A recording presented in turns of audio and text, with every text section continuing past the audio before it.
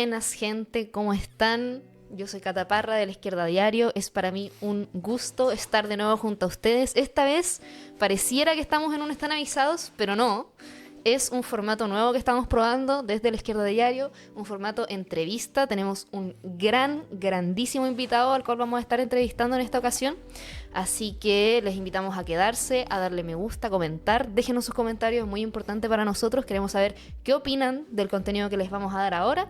Y apóyenos también, pueden apoyarnos dándonos su aporte desde Luquita, pueden aportar en el link que está aquí en la descripción. Así que, dicho eso, vamos directo a presentar a nuestro gran invitado. Me encuentro con Eduardo Asfura, parte de la Coordinadora por Palestina, parte de Ñuñoa por Palestina Libre, parte de la Mesa por la Mesa Palestina, académico, investigador.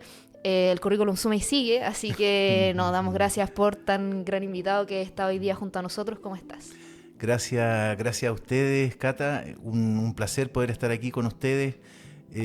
Compartiendo además en un momento donde la contingencia nos está llamando a gritos, ¿verdad? Tanto desde Chile como en el exterior. Totalmente. Y bueno, vamos directamente a lo que nos convoca. Nosotros estamos haciendo esta entrevista particularmente porque queremos hablar un poco de lo que está pasando en Palestina y también de, bueno, las repercusiones a nivel mundial. La verdad es que ya es como extrapola, ¿cierto?, a todo el mundo. Llega hasta acá, hasta un país perdido en el tercer mundo, hasta donde termina el mundo. Así que nada, vamos directo a eso. Partir un poco quizá por lo último que ha pasado acá en Chile, un poco de contexto, a propósito de la cuenta pública que dio el presidente Gabriel Boric, donde se nombró a propósito del estado del genocidio que está llevando adelante por parte del Estado de Israel. Proponía devolver, ¿cierto?, los agregados militares chilenos que están allá. Eso fue la única medida que propuso en su cuenta pública. Así que, Eduardo, cuéntame qué opinión te merece. Bueno, eso realmente sucedió un poquito antes de la cuenta pública. Casi que ese aviso también nos hizo esperanzarnos, ¿verdad? Porque inicialmente la medida de retirar a los agregados militares es una señal importante. No obstante, hay que recordar que Israel hizo lo propio hace un año justo. Así que tampoco es como para tirar fuegos artificiales, ¿verdad? Claro. Estamos frente a una muestra de coherencia de la política internacional chilena, pero que llega también con un poquito de lentitud y con bastante tino, pudiéramos decir. La palabra tino es fea si la ponemos en el contexto de lo que está sucediendo en Palestina, ¿verdad? El retiro de los agregados militares fue una señal y luego en la cuenta pública el presidente da fundamentalmente dos anuncios. Uno es una ley que lleva ya aproximadamente 3 años en el Congreso y a la que le pondrá suma urgencia, que tiene que ver con prohibir la importación de productos que provengan de los territorios ocupados, ¿verdad? Esto es una señal importante porque un Estado como el de Israel, que se ha situado tradicionalmente al margen del derecho internacional, no responde sino a señales claras y a presiones claras. Y la otra medida que nos parece también muy, muy coherente es la de pedirle a la ministra de Defensa que elabore un plan para poder diversificar el comercio de armas que Chile tiene, la importación que Chile tiene de armas, para entonces dejar de comprarle armas a Israel. Claro. Y sobre esto hay que también ser muy claros, Cata, porque hay personas que haciendo evidentemente lobby pro-sionista han alertado de que esto nos dejaría poco menos en una situación de indefensión, ¿verdad? Claro. Con esto se cae el sistema completo. Israel no es primero hay que decirlo, no es el principal proveedor de armas a Chile. Realmente los proveedores de armas a Chile están primero en Estados Unidos, están en Alemania, están en Francia, están en Gran Bretaña.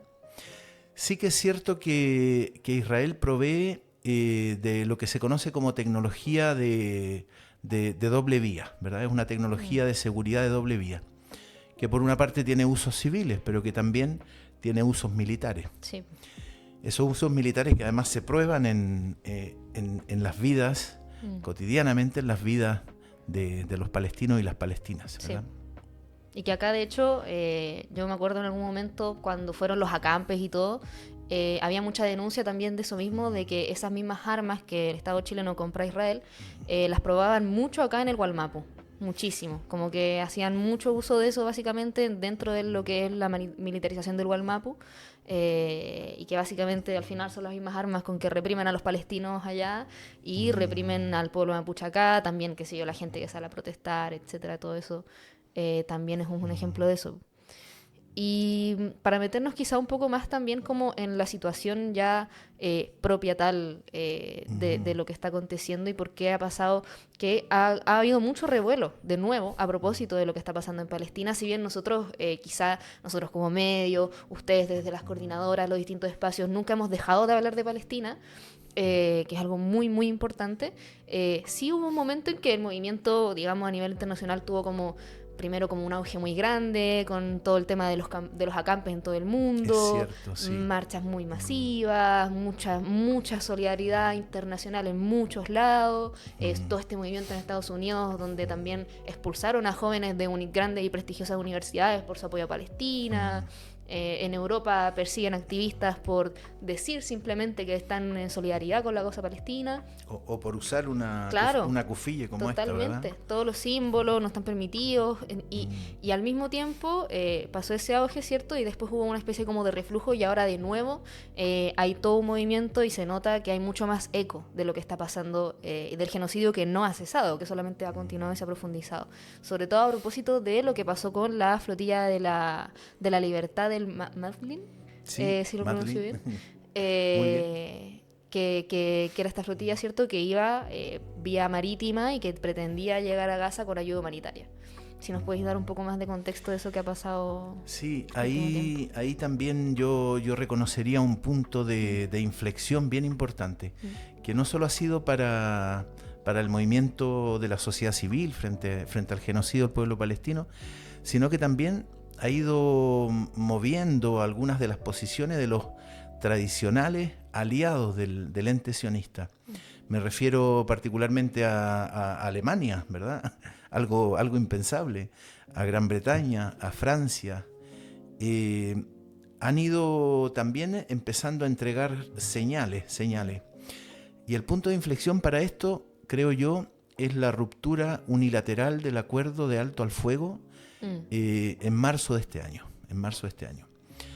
Teníamos, bueno, un horror indescriptible cuando llegamos a ese alto al fuego, y como históricamente lo ha hecho Israel, porque esto no es nuevo, ¿eh? Claro. Israel lo hace permanentemente. Esto ha sucedido muchas y repetidas veces.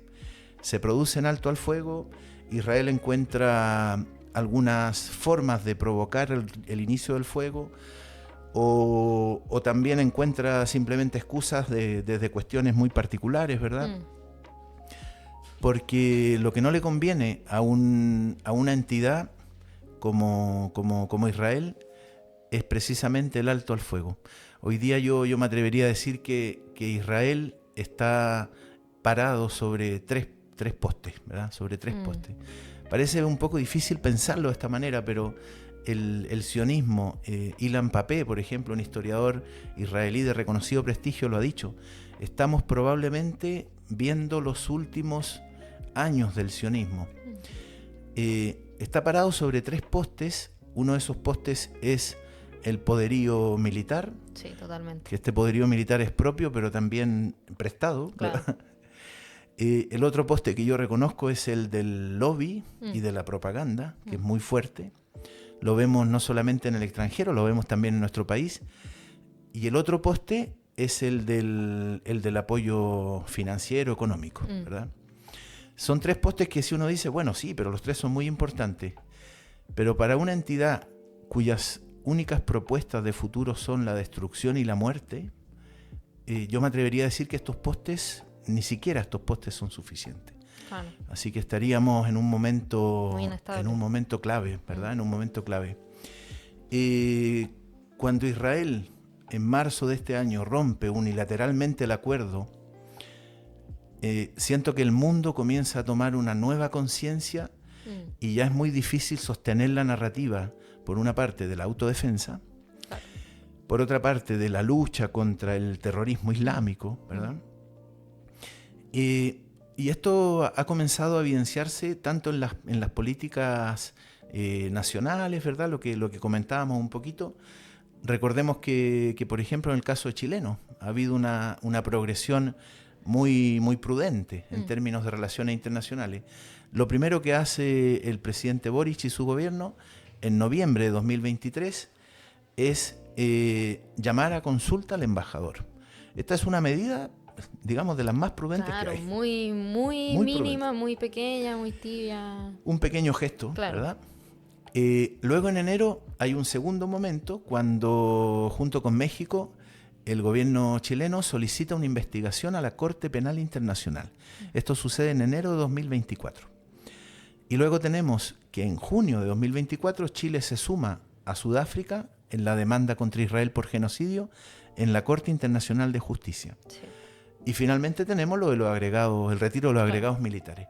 Esos han sido los gestos, pero desde las otras partes del mundo han estado ocurriendo cosas importantes. Alemania está elevando el tono, algo muy impensable para un aliado como Alemania. Totalmente. Inglaterra incluso ha llegado a sugerir que hay que pasar a acciones concretas. Esto, diríamos, nos abre la esperanza de que esto sean sanciones, ¿verdad? Claro. Sanciones. Porque si hay algo que a Israel nunca le llegan son sanciones. Lo que le llegan son reprimendas, amenazas, ¿verdad? Consternación, claro, del mundo. Lo que no le llegan son las sanciones que a otros países, en condiciones a veces con muchísimos menos méritos, ¿verdad?, les llegan en un chasquido de dedos. Así que en ese sentido yo diría que las cosas están... Tengo una imagen que me ha hecho mucho sentido. La marea está cambiando. La marea está cambiando. Y la flotilla de la libertad representa en este sentido un símbolo muy potente para esa marea que cambia. Consideremos además, Cata, que la flotilla esta que conocimos es una de las tantas flotillas que han habido. Claro. Es una de las tantas flotillas. Porque las operaciones de exterminio de Israel se han venido sucediendo en la Franja de Gaza desde hace muchísimas décadas. Y así que estos intentos de romper el bloqueo humanitario para antiguos bloqueos humanitarios de Israel han sido un poquito tradición. Claro. Tenemos el ejemplo de la flotilla del 2010, por ejemplo. 6 o 7 embarcaciones, entre ellas algunas compañeras, ¿verdad? Incluso alguna compañera chilena que heroicamente fue en esa flotilla. Un saludo grande para ella, ¿verdad? Y que vivió experiencias que en el pasado estaban un poco invisibilizadas, porque Israel era todavía ese niño malcriado de Occidente al que nadie podía decirle nada, y por supuesto que la información de prensa era incluso aún más silenciosa, ¿verdad?, que la que tenemos hoy día. Sí, no, y yo creo que está interesante esto que mencionas sobre un poco ver también como las debilidades de Israel y del sionismo en general, porque yo creo que pasa mucho, de repente hoy día el mundo como que ve mucho, no, la ultraderecha está avanzando, está ganando terreno, los aliados de, o sea, que si Trump, Milei, grandes aliados del sionismo que lo representan también y lo potencian con todo, como que se ve como si hubiera una escalada y un avance muy fuerte, también por la ofensiva también que llevó adelante Israel este último tiempo, ¿cierto? Pero yo creo que está bueno ver también que es muy inestable y que tiene grandes debilidades. Yo incluso vi el otro día, también dentro de todo lo que se ha difundido el último tiempo, un video de una protesta que, si no me equivoco, eran estudiantes, que eran estudiantes israelitas, que decían como, no, nosotros no vamos a apoyar este genocidio. Y eso ya, o sea, que haya una crisis ya interna tan profunda de que la misma población civil que de repente ya sencillamente no está soportando, o no me acuerdo, un parlamentario también que decía que lo echaron al final del parlamento. Sí, en la Knesset, sí. Claro. que decía como, no, o sea, están matando niños, no hay, ya, ese es lo que decía, y como que ya no hay mucho cómo defenderlo. Ya no hay mucho como defenderlo, se quitaron un poco la máscara. Y yo creo que en ese sentido también está bueno pensar un poco quizá todo lo que está pasando en términos de solidaridad. Cierto. Efectivamente, bueno, nosotros estamos grabando esto un día martes 10 de junio. Y ya para a este momento hay grandes movilizaciones de un convoy que partió el lunes, si no me equivoco. Partió el lunes desde Túnez. Desde Túnez. Esto es extraordinario, histórico. Que va miles y miles de personas, miles y miles de autos, furgones, caravana, rumbo a Egipto para hacer la marcha hacia Gaza. Algo totalmente histórico. Yo creo que va a marcar un hito fundamental. Vamos a ver qué pasa con eso. Hay mucha gente de todos lados que está viajando. Los que tienen la capacidad de ir lo están haciendo. Se valora muchísimo. Y también al mismo tiempo hay convocatorias en todo el mundo para este día, viernes, sábado, domingo. ¿Qué opinión tienen respecto a este tema, como a la solidaridad internacional, a las manifestaciones que están haciendo? ¿Crees que efectivamente sirve de algo, por ejemplo, hoy día sumarse a estas manifestaciones? Esa es una gran pregunta. Para mí, en términos personales, ha significado un descubrimiento y un aprendizaje fundamental. Ver cómo la sociedad civil, ¿verdad?, organizada contra las complicidades de sus gobiernos. Esto es una cuestión que tiene que hacernos mucho sentido. Hace un tiempo escuchaba a Farideh, ¿verdad?, Farideh Serán, hablar de esto. Se parece mucho a lo que sucedió con Vietnam, ¿verdad? Sí. Momentos en que la sociedad civil se organiza para poder contrarrestar las complicidades, muchas veces de las diplomacias cómplices, ¿verdad? Algo que también está mostrando mucho esta barbarie del sionismo, que está cavando cada día más profundo en este pozo de la barbarie, es que está arrastrando también al derecho internacional y al mundo tal como lo conocimos. Ese mundo que se construye a partir después de la Segunda Guerra Mundial, ¿verdad?, la Carta Fundamental de Derechos Humanos, y que sin embargo ya venía con un pecado original, porque el mismo año de la Carta Fundamental de Derechos Humanos, es decir, el año 48, en diciembre del 48, y resulta que 6 meses antes se había creado esta entidad sionista, que es el Estado de Israel. Claro. Y se había creado sobre un proceso de limpiezas étnicas, de exterminios, ¿verdad? La Nakba, la catástrofe palestina. Eso está muy cerca, y de alguna manera la forma de la democracia que allí se incuba viene con este pecado original, que hoy día está haciendo saltar todos los remaches de la ropa, de las puertas, de las ventanas, porque está mostrando que si el mundo no tiene la capacidad en el marco del derecho internacional para detener esta barbarie, entonces, bueno, tarde o temprano a todos nos tocará y a todas nos tocará ser Palestina. En ese sentido me atrevería a decir que lo que la sociedad civil ha hecho ha sido la gran base de ponerle las piedrecitas a esta máquina de muerte, y gracias a ello es que hoy día las cosas se están moviendo, ¿verdad?, en la dirección correcta. Me atrevo a decir que sin ese apoyo, sin esa movilización fundamental, que se ha dado además en todos los frentes, tú lo decías, ha tenido los frentes de las movilizaciones estudiantiles, ha tenido los frentes de la sociedad civil organizada de distintas instituciones, ¿verdad?, que han marchado por las calles. Hemos visto ejemplos de activismo, de acciones. Las organizaciones feministas igual. Las también organizaciones feministas, los sindicatos que también se han ido plegando. el mundo político reacciona siempre con lentitud, ¿verdad? Con lentitud, y a veces con tanta lentitud que pareciera que no va a mostrar nunca un apoyo decidido, Claro. ni se va a posicionar nunca en el lado correcto de la historia. Pero yo diría, Cata, que en este momento aquellas personalidades del mundo político que no se están posicionando explícitamente sobre el genocidio del pueblo palestino están quedando en un pésimo papel, ¿verdad? En un pésimo papel. Sí. O son lobistas o son cómplices desde un silencio y a veces unas expresiones que asustan, las hemos escuchado en nuestro país con frecuencia. No importemos el conflicto, ¿verdad? Sí. Esta frase que es un clásico. Sí. Y en el fondo habría que preguntarles, no importemos el conflicto, importemos solo las armas, Claro. ¿verdad?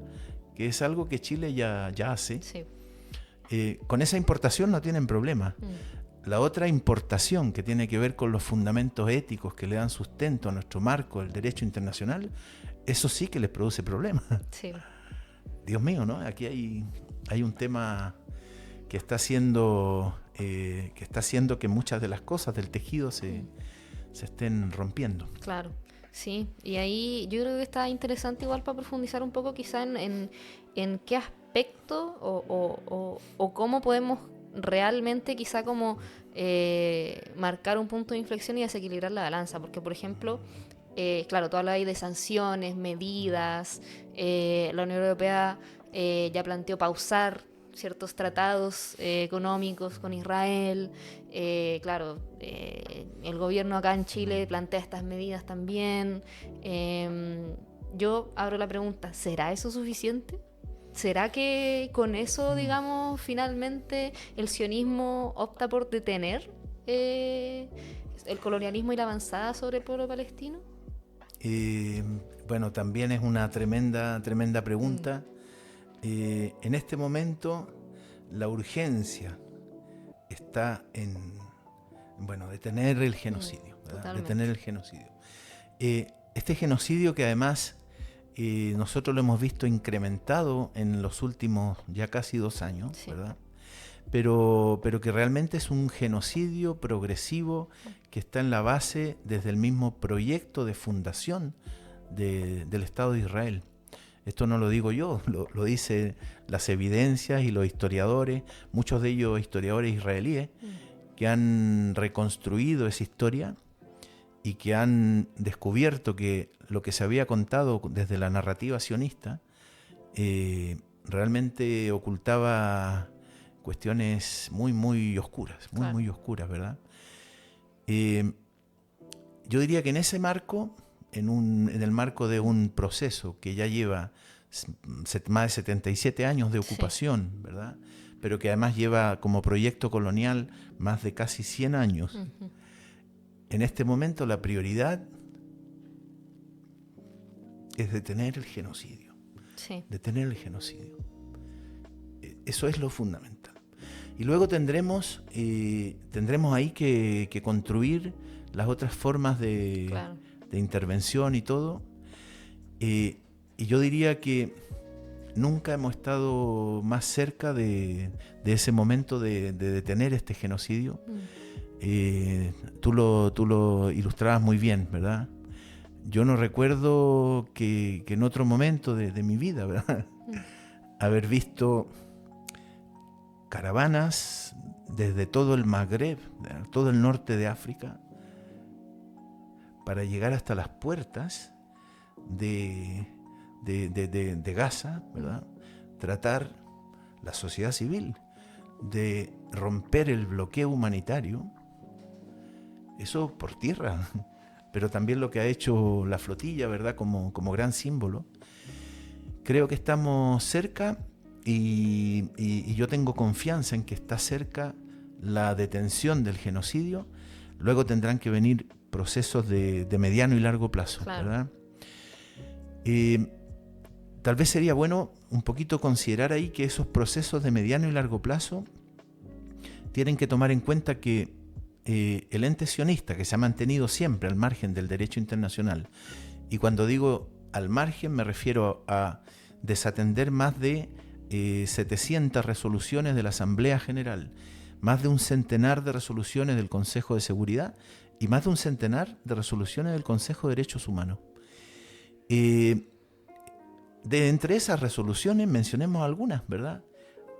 La primera de todas, que yo considero muy grave y que se desatiende desde muy temprano, es la propia resolución 194, que establece, imagínate, Cata, ya en diciembre del propio 1948, o sea, a solo 6 meses de creado el Estado de Israel, establece el derecho de los palestinos y las palestinas desplazadas por la Nakba al retorno. Eso Israel no lo ha cumplido hasta el día de hoy. Hasta el día de hoy, claro, hasta el día de hoy.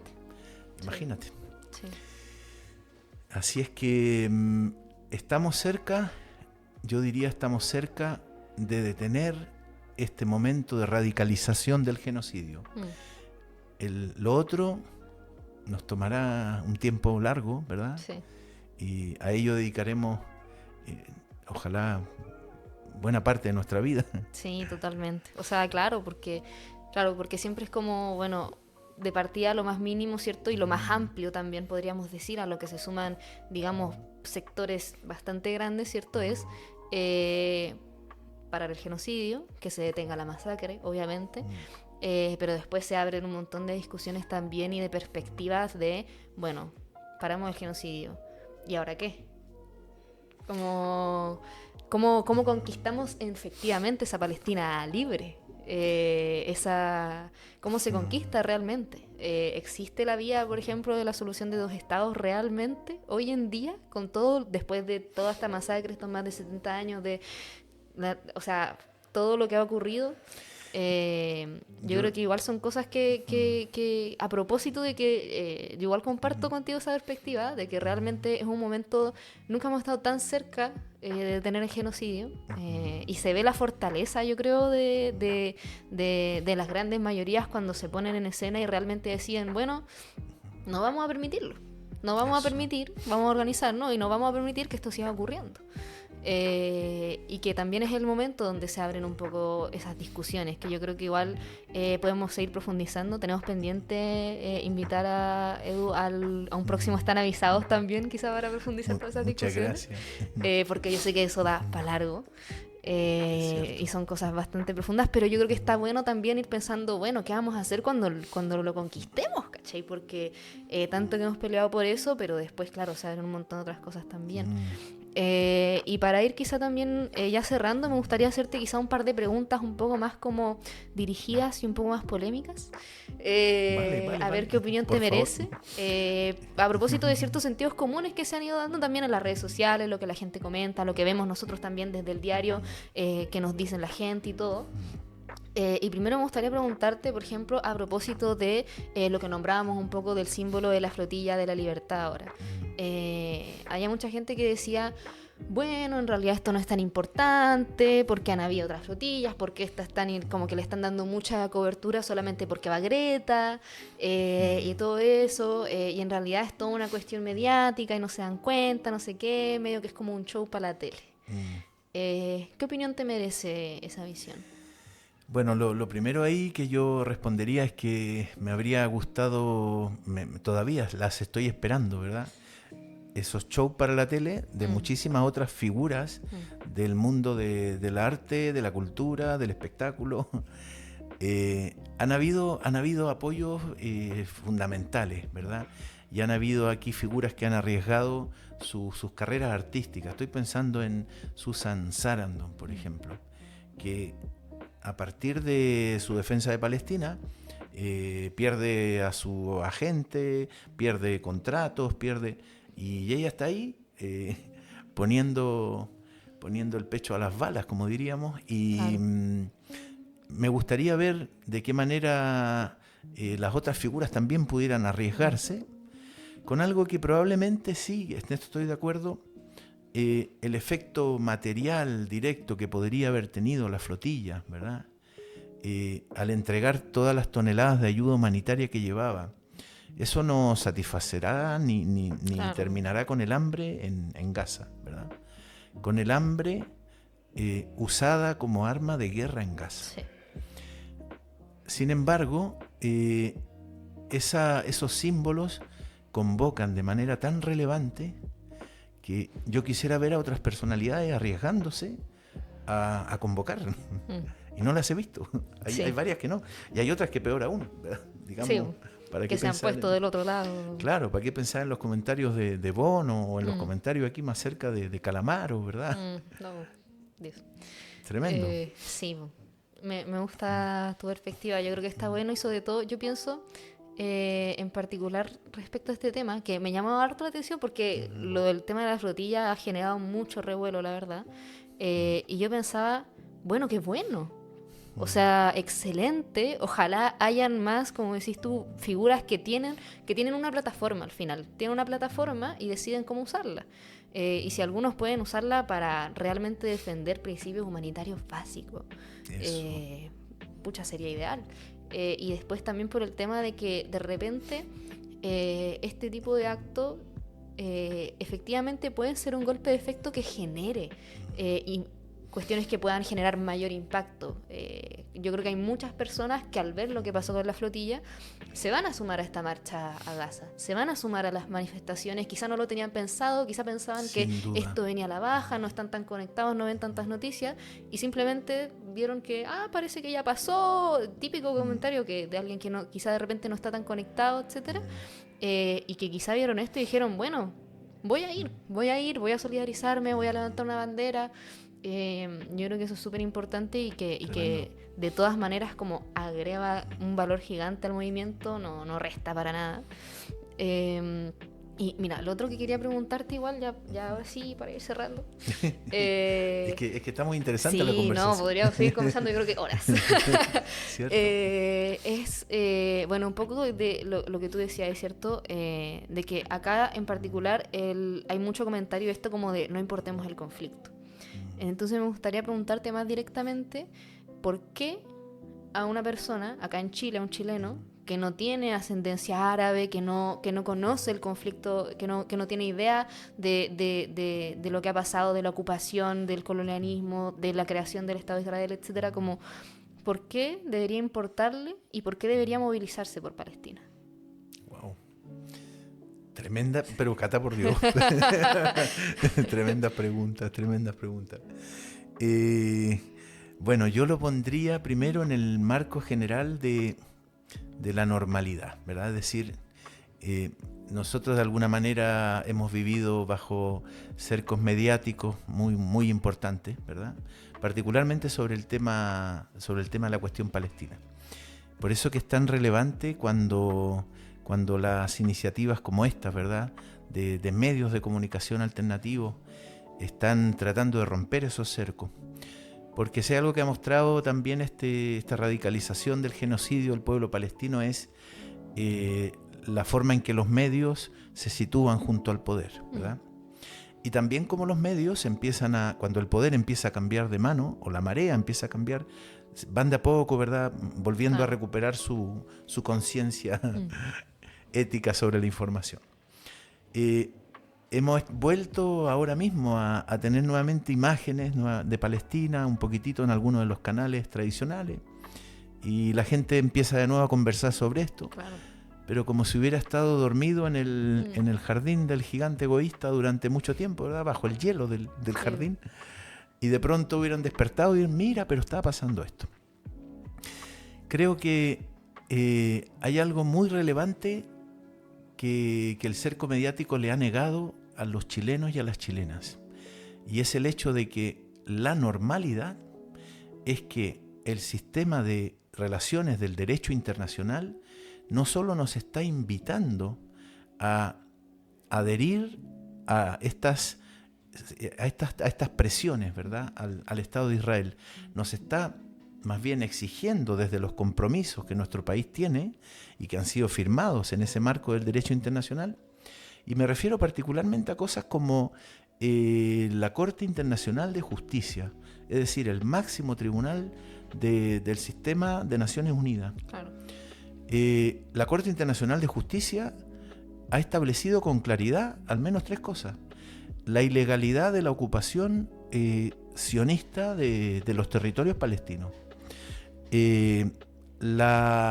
Ha hecho la denuncia clarísima sobre el sistema de apartheid que esa ocupación ha establecido, y además ha exigido a todos los demás estados acciones y medidas concretas que detengan el genocidio. Entonces, en ese marco, si alguien en Chile no lo ha sabido hasta ahora, es porque no se le ha dado suficiente fuerza. Y cuando ven de pronto al presidente hablando sobre esto, lo miran con extrañeza, porque el presidente habla de limpieza étnica y de genocidio. Yo no he visto a ningún, imagínense, todo el tiempo, ¿no? No he visto todavía a los analistas internacionales decir una palabra clave para abordar la cuestión palestina. Nunca han dicho sionismo. Nunca han dicho la palabra sionismo, que es una palabra clave para entender lo que pasa en Palestina. Claro. En ese marco, yo diría que quienes nos están negando la perspectiva amplia del marco del derecho internacional han comenzado a ser, diríamos, evidenciados en su lobby por la movilización de la sociedad civil. Y esa movilización, tal vez lo que más a mí me ha enseñado cosas valiosísimas, es que es una movilización que no ha requerido tener sangre palestina, ¿verdad? Orígenes palestinos. Y yo, por supuesto, estoy muy, muy orgulloso de eso, de mi origen palestino. Pero en los colectivos en los que yo participo, los de origen palestino somos 3 o 4. Y todos los demás son chilenos y chilenas comprometidos con los derechos humanos. Así que yo diría, quienes todavía no han podido sumarse, porque no han tenido la información suficiente, porque todavía esto les parece algo distante que está sucediendo en Medio Oriente, yo los invitaría a acercarse a todas las organizaciones que están trabajando sobre esto, tratar también de trascender a esta idea de que denunciar los crímenes del Estado genocida de Israel es un acto de antisemitismo, ¿verdad? Que ha sido la otra gran excusa, ¿no? Sí. Casi que pudiéramos decir que el antisemitismo es el botón de pánico que el ente sionista activa cada vez que alguien cuestiona su barbarie. Y resulta que al Estado sionista se le cuestiona su barbarie como una barbarie ideológica y política, no porque sean judíos. Y eso lo saben perfectamente los millares y millares de judíos y judías antisionistas del mundo, que están junto a nosotros trabajando por el fin de este Estado ocupante, ¿verdad? Yo invitaría entonces a todas las personas que todavía no han tenido oportunidad de pensar que en Palestina se está jugando el futuro de la humanidad en términos de el tipo de relaciones del derecho internacional a las que podremos, en las que nos podremos futuramente, digamos, convivir. En Palestina se está jugando un modelo de desarrollo que también está haciendo agua por todos lados, porque la lucha por la liberación de Palestina es también, y esto lo sabemos muy bien, una lucha antiimperialista, anticolonialista, anticapitalista. Esa es la hebra que Palestina Libre tira. Sí. Por eso que es tan difícil, ¿verdad? Sí. Y por eso que es tan difícil. Así que yo hago este llamado y que nos sumemos, nos informemos, para que podamos entre todos y todas construir la vida buena que nos merecemos, y sobre todo para que, bueno, los niños y las niñas palestinas puedan crecer. Algo básico. Totalmente. Muchas gracias, Eduardo. Yo creo que estaba muy, muy bueno, muy buena esta entrevista, de las mejores que hemos tenido en La Izquierda Diario, la verdad. Yo creo que está en mi top 5 de las mejores que hemos hecho. Yo agregaría también un poco quizá a esto último, que es muy, muy importante sumarnos a estas convocatorias, a estas organizaciones, independientemente del origen, independientemente de dónde venimos, de nuestra historia, que pueden ser muy variadas y muy diversas, pero hay algo que para mí supera cualquier tipo de frontera, cualquier tipo de bandera, la nacionalidad. Al final somos una humanidad toda. Y asimismo piensan, es contradictorio esto, pero por ejemplo figuras como Netanyahu, figuras como Donald Trump, figuras como Javier Milei, como Meloni, etcétera, un montón de figuras que hay, multimillonarios como Elon Musk, Jeff Bezos, ellos también ven a la humanidad como una humanidad toda, solo que la ven como su caja de ganancias, pero la ven como un todo, ¿cierto? El imperialismo busca también esto, como que no le interesa al final la frontera nacional, le interesa seguir aumentando sus ganancias y su poder. Y bueno, nosotros también tenemos que responder un poco, yo creo, a eso y efectivamente ver que no podemos permitir un genocidio ni a 2 cuadras ni a 100.000 millones de kilómetros. No, somos una humanidad toda y en ese sentido, como principio básico de decir de que no lo vamos a permitir y tomar partido y decir, bueno, nosotros vamos a jugárnosla para que esto no pase. Y ojalá después, cuando, no sé, en unos años más, veamos los libros de historia y veamos que bueno, que funcó y que finalmente podemos detener esto, que yo creo que va un poco para allá. También lo creo. Así que, bueno, para ir ya cerrando un poco esta entrevista, no sé si tienes algo más que se te quedó en el tintero, algo que quisieras compartir, un minuto de confianza. Un minutito de confianza. Bueno, hemos tenido bastante confianza, la verdad. Me gustaría invitarlos para este sábado, sábado 15 me parece que es, ¿verdad? Sábado 15. Sábado 14. Sábado 14. Tenemos, se han convocado más bien desde diversas organizaciones a marchas, ¿verdad? Y marchas que tienen un sentido muy importante porque estarán acompañando la gran marcha hacia las puertas de Gaza. Así que en ese sentido quiero invitar.